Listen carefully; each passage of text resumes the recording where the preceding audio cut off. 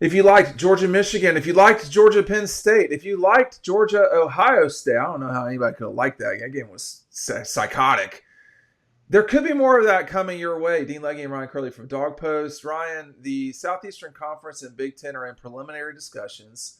We'll see how this moves forward to have the conferences play a game against one another each season. So there are no real details here, but Ryan, what would you feel about Georgia playing at USC and then a season later hosting Wisconsin? What would that be like to watch in the second game of the season each year? That'd be exciting. I mean, at the very beginning, that'd be exciting that the big schools from different regions guaranteed to play each other every single season. You do see a good bit of out of conference play in college football at the beginning of the season. You see that obviously Georgia played Oregon, Clemson, right, early on in the season, the last couple of years. Texas is playing Ohio State early on this season. Last season they played Michigan early on. So you get a little bit of that, but having that guaranteed and having everybody do that, I mean, first of all, the TV people are going to be drooling at that because of the numbers they're going to get really early on, as opposed to later on in the season. But it also is just going to add to the conversation of the SEC, which conference is the best. That's kind of another aspect of it that it would add to right there, which in turn just grows and grows the college football conversation, which is what gains interest. But that's an exciting prospect. I mean, Georgia going to USC, Alabama hosting Washington or something, whatever. It doesn't matter.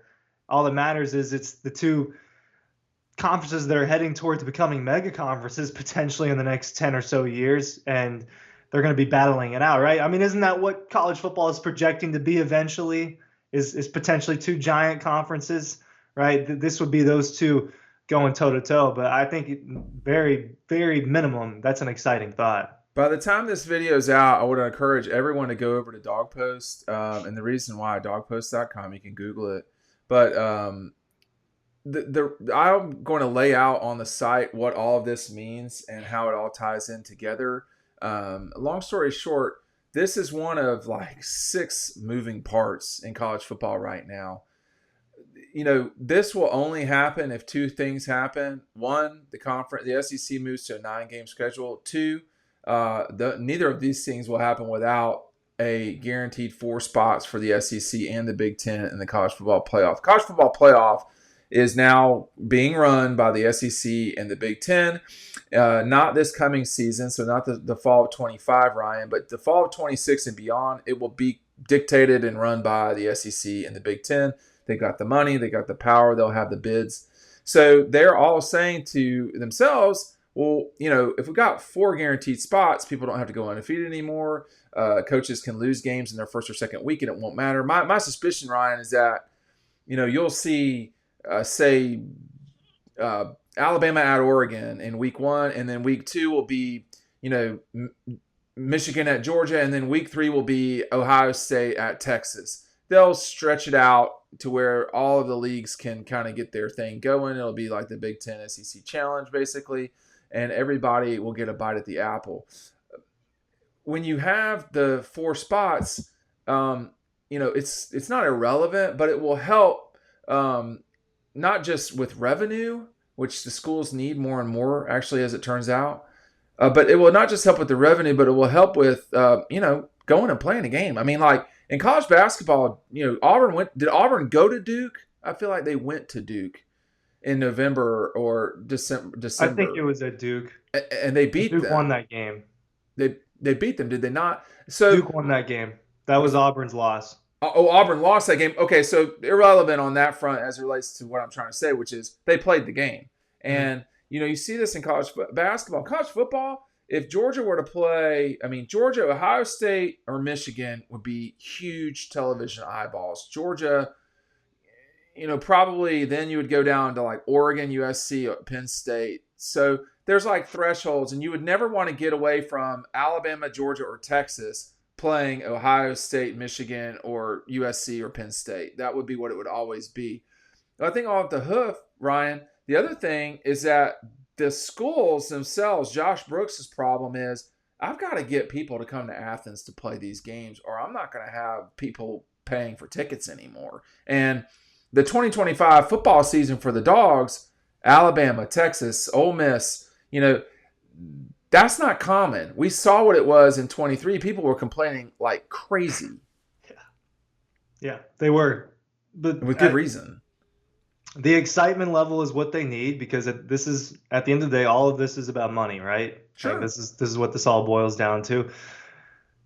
A season like this that's upcoming has never really happened in terms of just the volume of these big games and how much these ticket prices are and everything. But it's going to keep happening, right? As this conference has grown. And if you add this into it, then yeah, I mean, imagine if Georgia hosted Ohio State and Alabama and LSU all in one season, something like that. I mean, that's must-watch television. Georgia already was must-watch television this past season. It was the most-watched regular season team in college football, and I don't know what the final numbers were. Were they still number one after the playoff? I can't imagine they were number one Yeah, after. I mean, Ohio State played 3 more games than they did, or 2 more games. So I think when you look at total totals, it'd be that. But the real judge, just I'm gonna get back to you. The real judge on TV power is regular season. I mean, Clemson's big in the postseason. Go ahead. Yeah, everyone's gonna watch those big postseason games, but.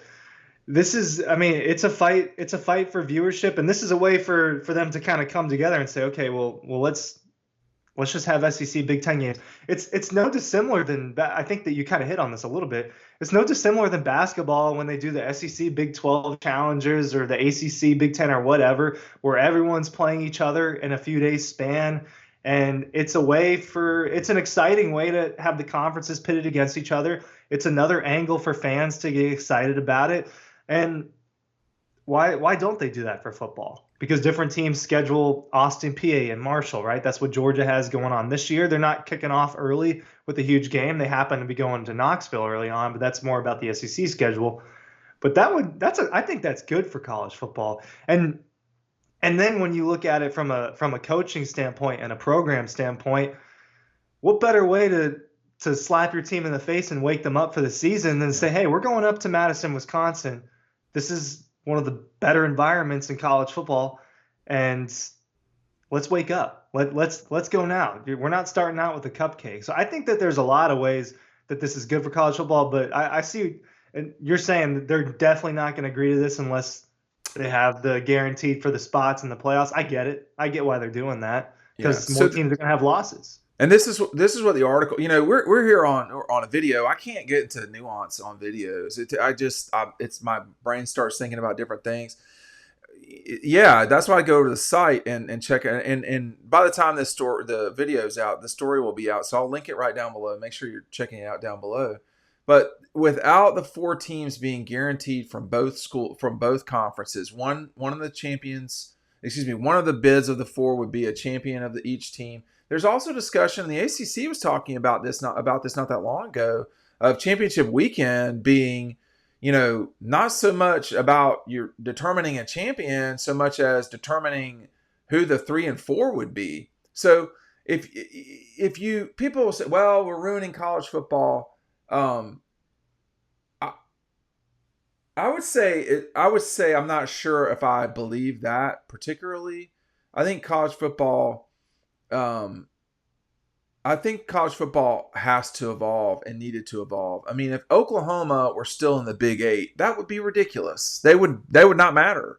They don't matter a lot right now in college football, but they would really not matter in the Big 8. If the Southeastern Conference just had, its traditional 10 schools, Ryan, and Southwest Conference still existed with Texas and Arkansas and Texas A&M, I mean, the SEC would probably still be the best league, but it would, what people need to pay attention to, and I'll write about it on the site, is that 2030 is the real moment in time where we see what the future of college football is. If the ACC is going to explode, it's going to be at that point, and it will be the ACC members all pressing the button at the same time. The Big 10 and the Big 12 have television contracts that expire at that time. And so when they go to what's called go to the market, when they go to ESPN and Disney, NBC and CBS and say, we have all of these games and these are the members of our conference, it may be that the Big 10 says, and these are the members of our conference, Notre Dame and North Carolina, or Miami and Notre Dame and North Carolina and Virginia. And, will that matter? it'll matter to the ACC. I mean, it may say Ryan, this is the Big Ten. This is the new Big Ten. We have 18 teams. Nope, now we have 22 because we have Clemson, Florida State, Notre Dame, and North Carolina. Boom. I mean, that would help the Big Ten a lot. So this is why running up to 2030 is the critical moment in time. The Big Ten and the SEC are going to be the power brokers. The question remains moving forward, does it benefit the SEC to add teams or not? And the SEC in 2030 will not really be prepared for a future that involves divvying up the pie more. The Big Ten will be, and the Big 12 will be. And so when you get to that moment, the Big Ten can then offer North Carolina, $80, $100 million versus their $35-ish million a year that they get right now. They would have to take it. They would have to move on. The question then in that part of the poker game is, does the SEC want North Carolina? I will tell you the answer to that is yes, but they're not going to bend over backwards paying them an inordinate amount of money. So that's what this is all becoming is eventually it will be the Big Ten and the SEC that are running college football. They already do, but I mean formally. And, the playoff expansion, everyone knows where the pieces are going to go now. We didn't know that 10 years ago. We probably didn't know that 8 years ago. But now we do. And this is just a race to get to the finality, which is a 2-division situation. I don't know how many teams will be on both sides. But, to me, Ryan, I want to throw it to you with this. And I'm not quite 50. But some of college football has changed and not in a good way. But at the same time, and the institutions have changed and not in a good way. I can confirm that. But at the same time, when Georgia runs out on the field with silver breeches and red helmets, it's hard to say that the passion isn't there when it quite clearly is and does when you see the reaction after Georgia won the SEC championship, the way that they celebrated after beating Georgia Tech. They're bitter old rivals, centuries old, plural. The jaundiced view of what college football is and so forth because of guys getting paid and the transfer portal, to me it goes out the window during that 3.5 hour period. It's just the off season when when that the schools are scraping for all the money they can. That's when it's like, oh man, Carson Beck drives a Lamborghini. Like, well, is this right? And my answer to that is yeah. He's got the money for it. He can do what he wants with it. You're right. When the game starts, everyone gets to their seats inside of whichever stadium it is. You're not thinking about the transfer portal. You're not thinking about the money or the realignment. That's what everyone's here for, right? Is the games. How big a deal? You were at Texas. You and I were at Texas. That was a huge deal. That was a huge deal, man. They put on a show. That's probably the best show I've seen out of all these places. The fireworks. I wish that I took advantage of the earplugs the hotel gave us that day. That was my mistake. It was a party, and that's what all these games are, especially in the South. I've never been to the only out of conference stadium I've been to is Tech? Georgia Tech. So I haven't been to a Big Ten stadium or a Big 12 or whatever. So all I know in terms of where I've been is the SEC stadiums, and it's a party at all of them in their own way. And it's special to those people there that care about that place.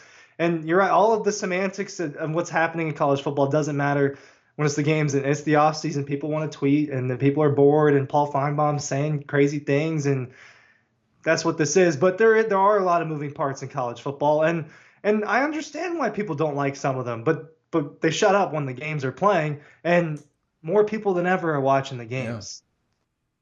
Yeah. Bigger. And was this season not the most exciting that you can remember in a while? It was the most watched. I mean, just take away the Georgia, situation. I mean, although Georgia participated in some of the most, curious games, the Alabama game, the Georgia Tech game, the Texas overtime game, the Texas game in Austin. I mean, just those 4 games alone were outstanding quality entertainment, in my opinion.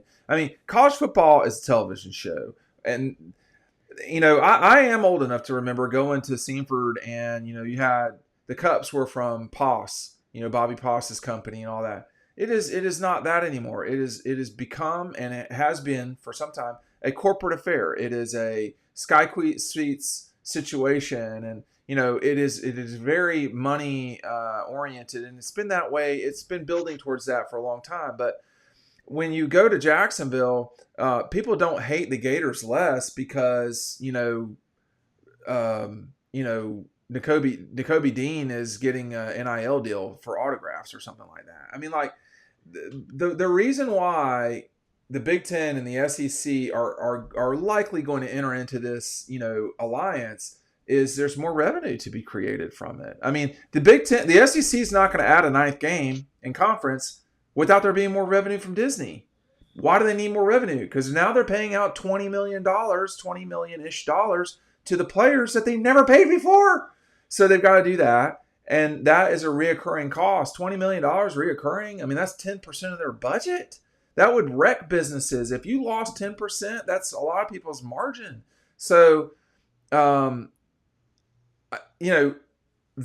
Penn State will play, Texas A&M, or you're going to have Ohio State, Alabama, Ohio State, Texas, Ohio State, Georgia, Ohio State, Tennessee. Like with Ohio State and Michigan, you kind of can't lose. With SC, I think you kind of can't lose.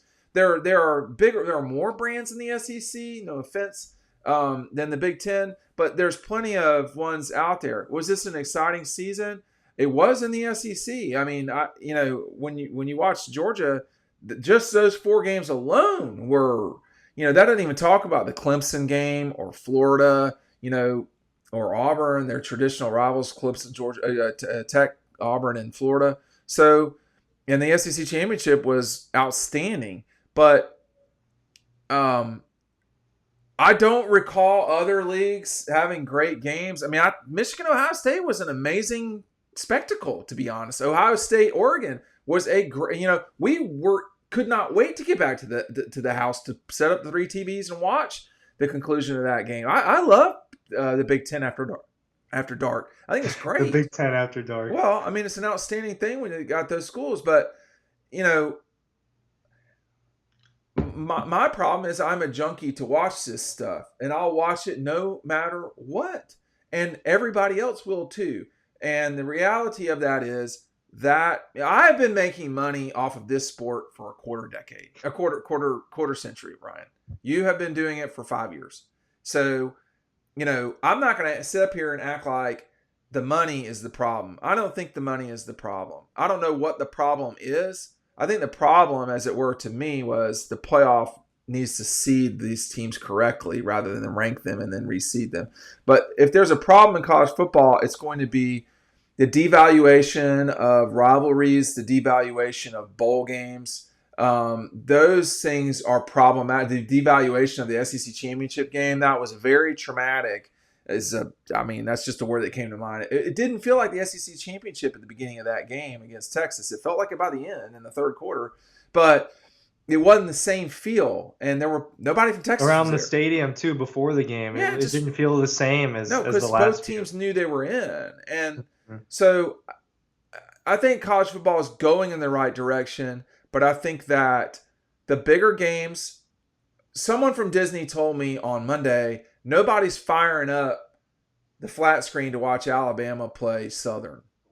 Like, they don't want to see that. No one wants to see that. I don't.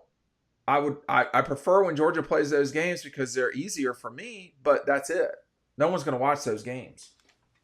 No, because the people know what's going to happen. And upsets don't usually happen in those games, and they're not exciting games. It's rare that you get. I was thinking recently, we take for granted those games sometimes and just the simplicity of those days in Athens and how those are some of the best days of the year. There's not many Jordan Davis types of moments like you got against Charleston Southern, right? So no, people aren't turning on the TV to watch those games. It's why an SEC Big Ten football challenge would be great. It'd be great because we would be also eager to watch it. Yeah. If we're eager to watch these little games and some of these after dark games like Arizona and Colorado or Arizona State versus whoever, people are going to be any BYU game. Yeah, exactly. Utah, all of that. Anyone who's coming on at 10 or 10:30, Friday. right? But people are going to be more excited about 7:30 when Ohio State and Alabama are playing in Tuscaloosa.